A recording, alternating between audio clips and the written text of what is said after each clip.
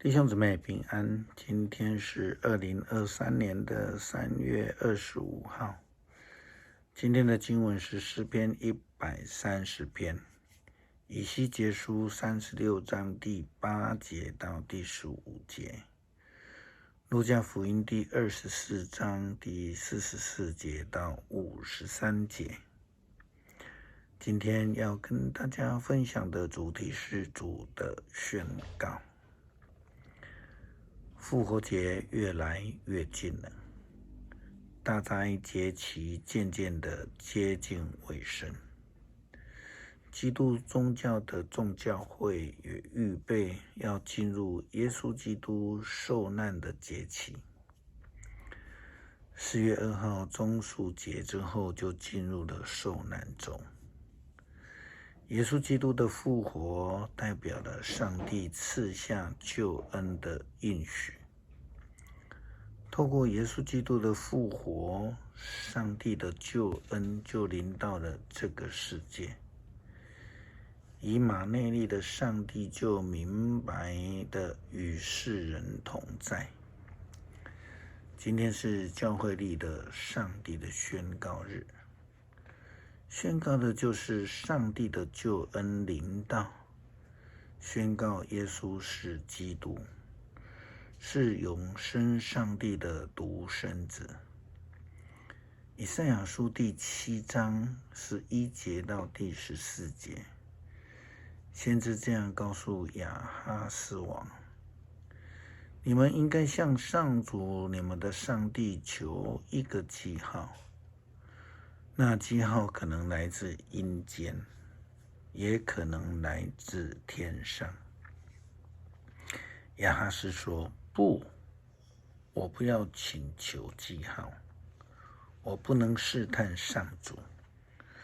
于是以赛亚说：大卫的子孙啊，你们要听，难道你们使人厌烦，还要使上帝厌烦吗？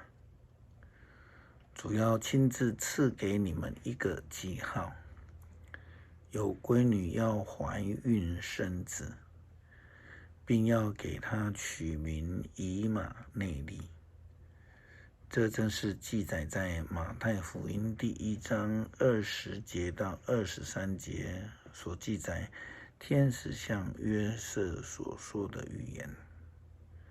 上帝宣告应许赐下以马内利的救恩给这个世界。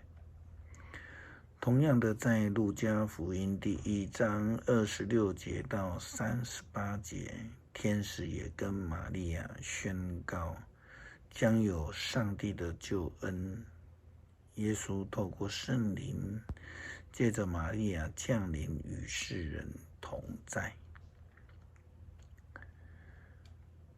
我们要想一想，什么样的人会期待上帝的救恩临到？什么样的人会期待上帝的同在？当然就是那一些被掳的以色列人，那些没有盼望的人们。我们再接下去看以西结书第30几章，那边所提到的就是代表完全没有盼望，堆满山谷的枯干尸骨。上帝借着先知宣告他的救恩将要临到这些没有盼望的人。以西结说：但是以色列的群山啊，你们的树木要再度茂盛，为我的子民结出果实。我的子民啊，你们很快就要返乡了。我要支持你们，保证你们的土地将会在耕犁播种。我要使你们人口增加，你们要住在城里，重整家园。我要使人和牲畜都兴旺，你们会多子多孙，人口比从前更多。我要让你们住在从前住过的地方，使你们比从前更繁荣。这样你们就知道我是上主。我的子民以色列啊，我要领你们回来，让你们重新住在以色列的土地上。它将成为你们自己的土地，不再让你们的子女挨饿。我至高的上主说，人民说这块土地是吃人的，是亡国丧民的土地。但是从今以后，这块土地不会再吃人，不会再使你们绝子绝孙。我至高的上主这样宣布了：这块土地不会再使你们被外国人辱骂、讥笑，也不会再使你们亡国丧民。我至高的上主这样宣布了。在这一段经文里面提到了一些再度啊，要支持啊，要使人怎样啊，或是说你们会如何啊，你们要住在什么地方啊，保证你们会如何，我要领你们去哪里，将要成为什么新的，不再使你们遭受什么事情，都是针对目前的苦难，在绝境，在没有盼望中的人，上帝所向他们宣告所应许的。虽然犹太教到今天仍然等候他们心目中的弥赛亚，他们不愿意接受耶稣就是基督，不愿意相信上帝所赐的弥赛亚已经来到了。但事实上，在福音书的记载当中，已经有许多的见证人见证了耶稣是基督的事实。如同路加福音第24章46节到49节的经文说道，又对他们说，圣经记载基督要受害，第3天要从死里复活。你们要奉他的名，把悔改和赦罪的信息传开，从耶路撒冷遍及万国。你们就是这些事的见证人。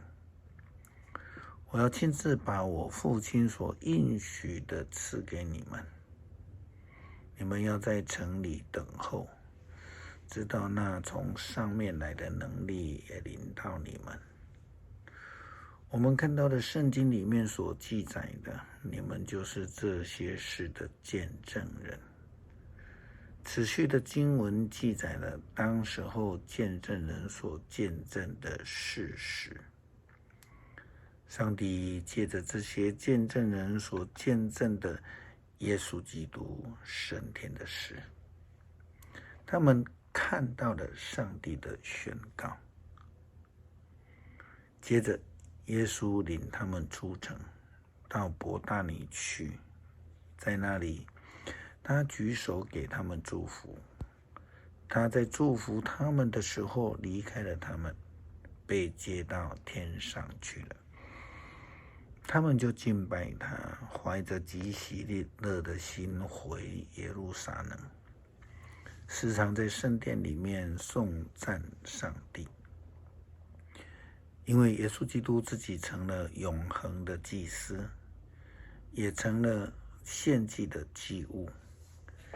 希伯来书第7章第4节到第10节这样说道，因为公牛和山羊的血断不能除罪，所以到基督到世上来的时候，就说神啊，祭物和礼物你都不是你愿意的，你曾给我预备了身体。燔祭和赎罪祭是你不喜欢的。那时我说，神啊，我来了，要照你的旨意来行。我的事已经在经卷上记载了。以上说，祭物和礼物、燔祭和赎罪祭是你不愿意的，也是你不喜欢的，这都是按着律法献的。后又说，我来为了照你的旨意行，可见是除去在先的，为要立定在后的。我凭着这旨意，靠着耶稣基督只一次献上他的身体，就得以成圣了。诗篇130篇。上主啊，我在绝望中求告你。主啊，求你垂听我的哀嚎，求你听我的求助的呼声。如果你记录我们的罪过，谁能逃脱惩罚呢？然而你饶恕我们，因此我们应该敬畏你。我迫切等候上主的帮助，我信靠他的话。我仰望主，比守夜的人等候天亮还要迫切。是的，比守夜的人等候天亮还要迫切。以色列啊，要信靠上主，因为他有不变的爱，他有丰盛的救恩，他要拯救他的子民以色列，脱离他们一切的罪恶。感谢上帝赐给我们救恩，让我们能够借着耶稣基督的献祭得到永恒的生命。求主帮助我们坚定信心，勇敢地跟随，齐心努力，成为上帝救恩美好的见证。感谢祷告，奉主耶稣基督圣名求，阿们。